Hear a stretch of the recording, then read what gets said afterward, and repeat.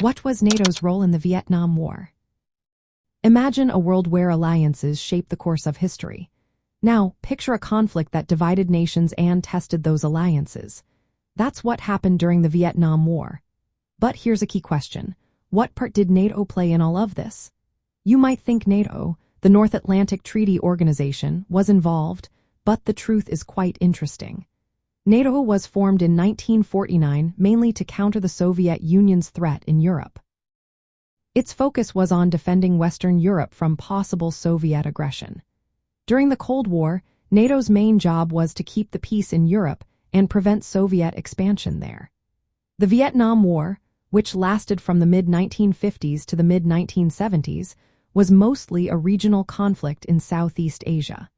It involved North Vietnam and South Vietnam, with the United States supporting the South. North Vietnam received aid from China and the Soviet Union, including weapons, training, and intelligence support. The Soviet Union even sent ships that warned North Vietnamese forces about American bombing raids. While some NATO countries like Canada were members of the alliance, they did not send troops or take part in the Vietnam War. Other allies outside NATO, such as Australia and New Zealand, did send troops under separate agreements like the Southeast Asia Treaty Organization. These actions were independent of NATO's command and did not involve the alliance directly. So, NATO as an organization was not involved in the Vietnam War. The conflict was shaped by Cold War tensions but stayed outside NATO's main focus. This shows how Cold War influence played out in different ways. While the United States and its allies fought in Vietnam, NATO's primary concern remained European security. The war was a regional proxy battle between communist and Western interests, but it didn't involve NATO directly.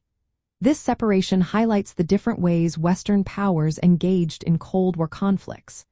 NATO's role was limited to defending Europe, not intervening in distant regional wars. Understanding this helps clarify how Cold War influence worked across different parts of the world.